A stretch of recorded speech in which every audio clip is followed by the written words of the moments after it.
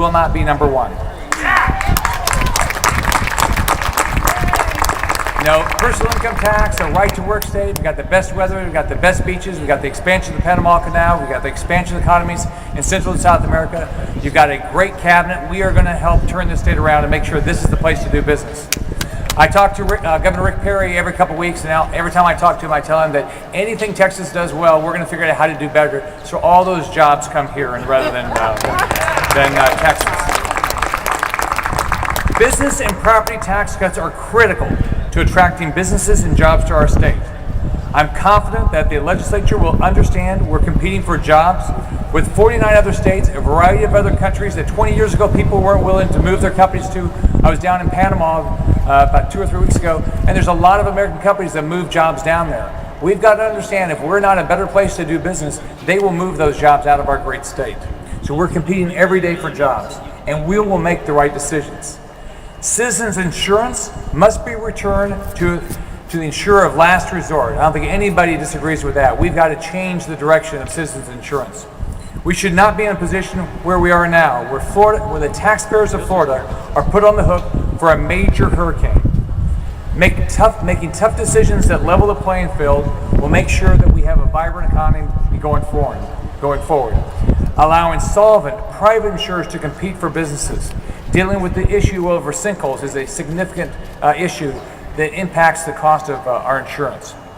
We will not be able to compete if we continue to have Citizens, which is a subsidized, government-run insurance company. Creating jobs and revenue is the centerpiece of my jobs budget.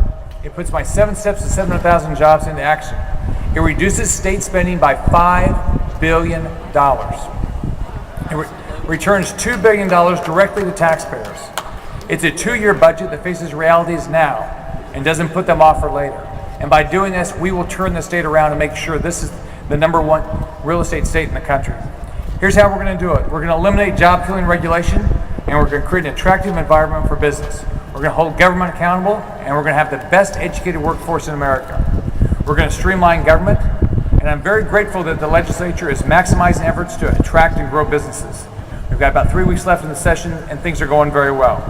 We're going to consolidate our state's economic development efforts into one agency. We'll streamline government, eliminate wasteful inefficiencies, and grow Florida's economy. But by doing this, we're going to make it much easier for those individuals in our state focused on economic development to get that going. So I hope everybody in the legislature continues to focus on that. We're also going to be positioned to make sure we're the gateway to Central and South America. As you know, we allocated dollars to the Port of Miami to make sure that we had the opportunity to make sure that it was dredged on time for the expansion of the Panama Canal. But we've got to look at all of our ports all across the state and get ourselves in a position that we're the shipping capital for at least the East Coast, if not for all of this country. So with that project by itself, the Miami project as completed should generate 30,000 jobs a year going forward, permanent jobs. So we have a significant opportunity to make sure this is the #1 state for doing business. If we're the #1 state for doing business, we'll be the #1 state for real estate.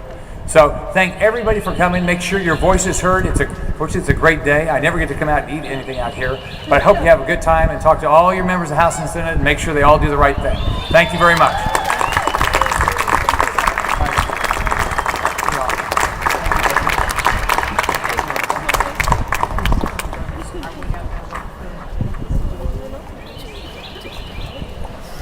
At this time, it is my pleasure to introduce a great friend of Realtors from my part of the state, actually,